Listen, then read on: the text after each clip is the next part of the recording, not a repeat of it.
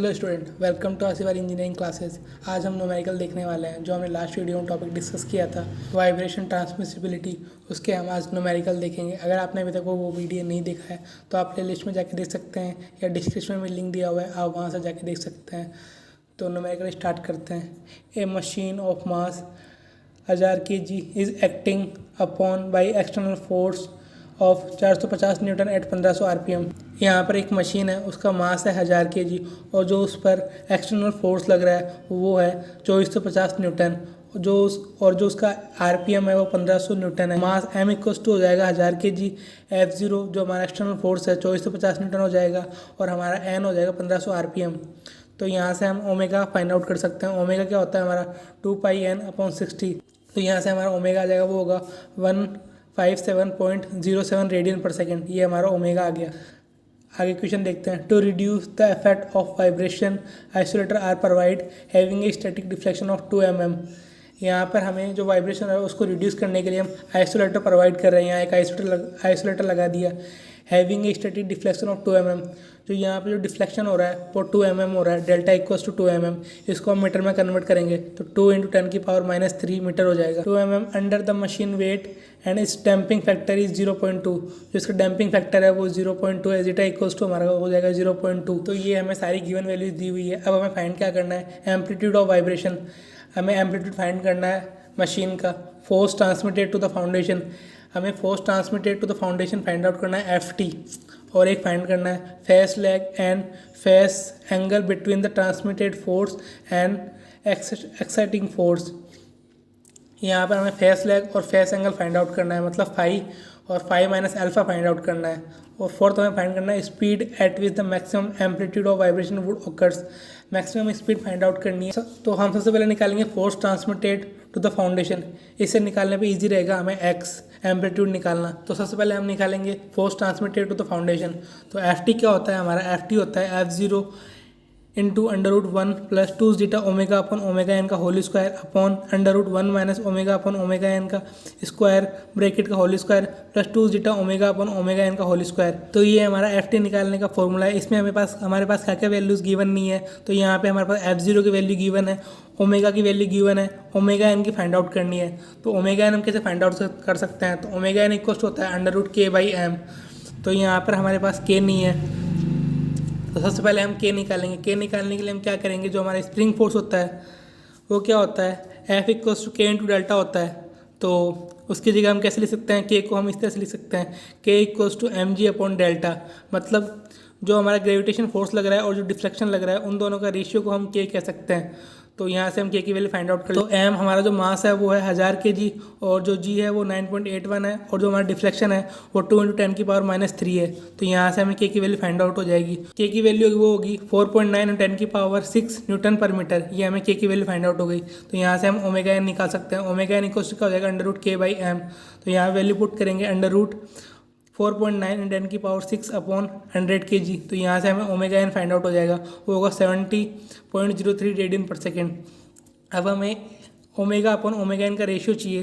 तो यहाँ हमें ओमेगा दिया हुआ है और यहाँ हमने ओमेगा एन फाइंड आउट कर लिया। तो ओमेगा अपन ओमेगा एन का जो रेशियो हो जाएगा वो हो जाएगा 2.24। ये हमें ओमेगा अपन ओमेगा एन का रेशियो हो जाएगा। अब हमें सारी वैल्यूज क्वेश्चन में दी हुई है तो सीधा हम FT के फॉर्मूले में पुट करेंगे। तो FT = F0 है वो हमारा 2450 न्यूटन इंटू √1 + 2 जीटा की वैल्यू है वो 0.2 into omega upon omega n का जो रेशियो है वो है 2.24 का whole square upon √1 - omega upon omega n का जो रेशियो है वो 2.24 का स्क्वायर ब्रैकेट का होल स्क्वायर प्लस 2 × 0.2 इंटू 2.24 का होल स्क्वायर। इसको हम सॉल्व करेंगे तो हमें जो FT की वैल्यू मिलेगी वो होगी 798.6 न्यूटन। ये हमें FT की वैल्यू फाइंड आउट हो गई। अब हम सेकंड फाइंड आउट करेंगे amplitude of vibration of machine. तो अब हम जानते हैं कि एम्पलीट्यूड का जो हमारा फॉर्मूला होता है वो क्या होता है, F0/K upon √1 - omega upon omega n का स्क्वायर ब्रैकेट का whole square plus 2 zeta omega upon omega n का होल स्क्वायर। तो यहाँ पर हमारे पास सारी वैल्यूज़ गिवन है। F0 की वैल्यू हमें क्वेश्चन में दी हुई है और K की वैल्यू हमने यहाँ पे फाइंड आउट की थी, वो आई थी 4.9 × 10⁻6 न्यूटन अपन मीटर। और ओमेगा अपॉन ओमेगा एन का रेशियो हमने फाइंड आउट किया था, वो था 2.24।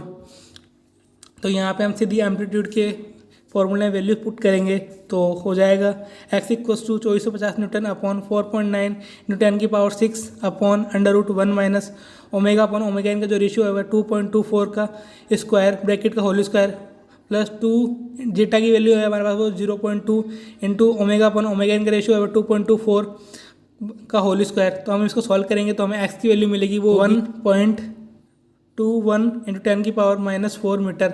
ये हमें x की वैल्यू मिली एम्पलीट्यूड ऑफ वाइब्रेशन मशीन। अब हमें नेक्स्ट फाइंड आउट करना है फेस एंगल। तो phase angle five equals to होता है tan inverse 2 zeta omega upon 2 zeta omega upon omega n upon 1 minus omega upon 1 minus omega upon omega n का whole square. ये हमें phase angle five की value का formula होता है। तो यहाँ पर हमारे पास सारी वैल्यूज़ गिवन है तो सीधे इक्वेशन पुट करेंगे। फाइव इक्वल्स टू हो जाएगा tan inverse 2 into 0.2 into 2.24 upon 1 minus 2.24 का स्क्वायर। तो हम इसको सॉल्व करेंगे तो हमें फाइव की वैल्यू मिलेगी वो माइनस में मिलेगी, वो होगी 12.57। तो अब हमें जो फाइव की वैल्यू मिली वो माइनस में मिली, तो हम इसको प्लस में लाने के लिए 180 से प्लस करेंगे। तो फाइव इक्वल्स टू हो जाएगा -12.57 प्लस 180। तो ये हमें जो फाइव की वैल्यू मिलेगी वो होगी 167.42 डिग्री। ये हमें फाइव की वैल्यू मिली। अब हमें सेकंड फाइंड आउट करना है फेस लैग। तो फेस लैग क्या होता है, 5 माइनस अल्फ़ा हमारा वो होता है, वो फेस लैग होता है।